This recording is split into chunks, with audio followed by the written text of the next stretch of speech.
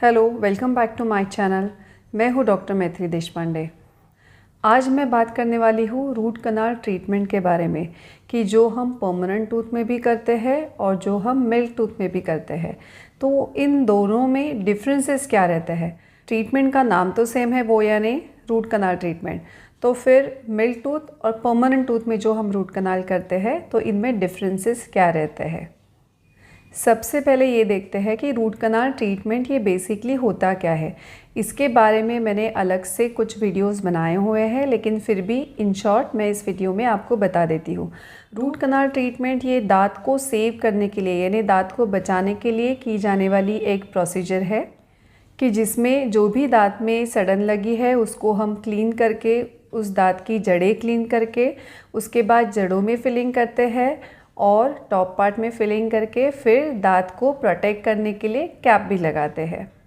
अभी जैसे इस इमेज में ये दांत है कि जिसमें सड़न लगी हुई है, तो हम रूट कनाल में वो क्लीन करते हैं, सड़न निकालते हैं, उसकी जड़ें क्लीन करते हैं। जड़ें क्लीन होने के बाद उस जड़ों में फिलिंग कर देते हैं और टॉप पार्ट भी फिलअप कर देते हैं।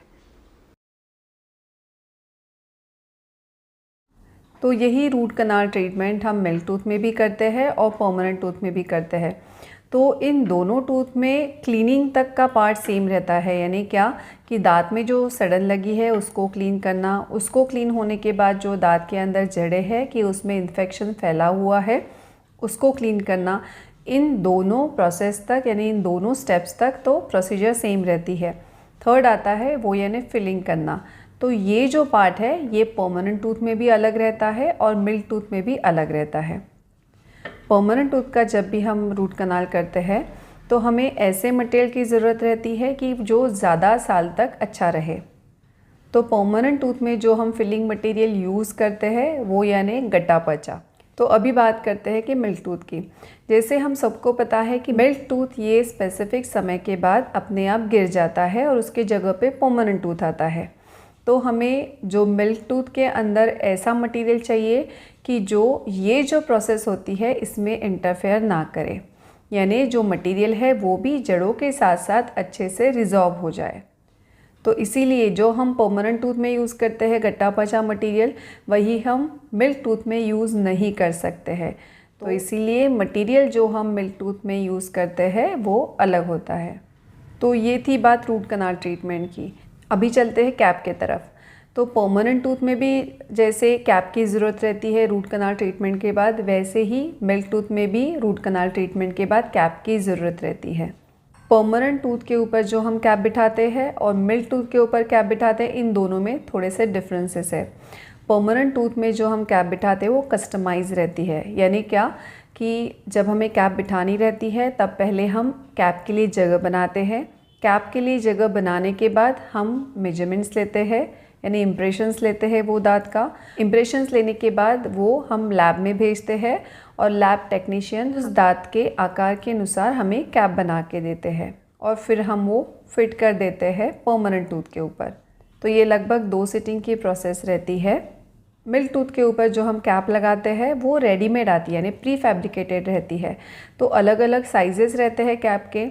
जिस दांत के ऊपर हमें कैप लगानी है उस दांत के साइज़ के अनुसार हम वो कैप सिलेक्ट करके फिर कैप फिटिंग कर देते हैं। और ये सिंगल सिटिंग रहता है, यानी एक ही सिटिंग में हल्की सी जगह बना लेते हैं, उसी सिटिंग में हम साइज़ सिलेक्ट करके फिर कैप का फिटिंग कर लेते हैं। तो ये थे डिफरेंसेस रूट कनाल ट्रीटमेंट जो हम परमानेंट टूथ में करते हैं और जो हम मिल्क टूथ में करते हैं। और एक चीज़ मैं यहाँ पे बताना चाहूँगी कि काफ़ी सारे पेरेंट्स के मन में जो सवाल रहता है कि जब कोई भी मिल्क टूथ गिरता है तो जो रूट कनाल ट्रीटमेंट ऑलरेडी हुआ रहता है मिल्क टूथ में, तो वो इस प्रोसेस में इंटरफेयर करता है क्या। अभी मैंने ऑलरेडी इसका आंसर इस वीडियो में दिया है, तो इसका जवाब है नहीं। क्योंकि हम मिल्क टूथ का जब हम रूट कनाल करते हैं उस दौरान ऐसे मटेरियल यूज़ करते हैं कि जो इस प्रोसेस में इंटरफेयर नहीं करते हैं, यानी दांत अच्छे से गिर जाते हैं। और रूट कनाल के बाद जो हम कैप लगाते हैं मिल्क टूथ के ऊपर, वो कैप भी उस दांत के साथ ही निकल जाती है। तो इसीलिए तो कोई भी डेंटिस्ट अगर मिल्क टूथ को सेव करने के लिए रूट कनाल ट्रीटमेंट की सलाह देते हैं तो उस ट्रीटमेंट को करके आप मिल्क टूथ बचा सकते हैं।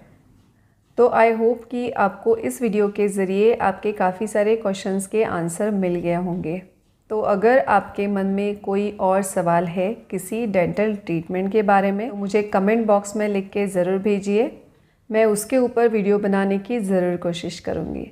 Thank you so much for watching and take care.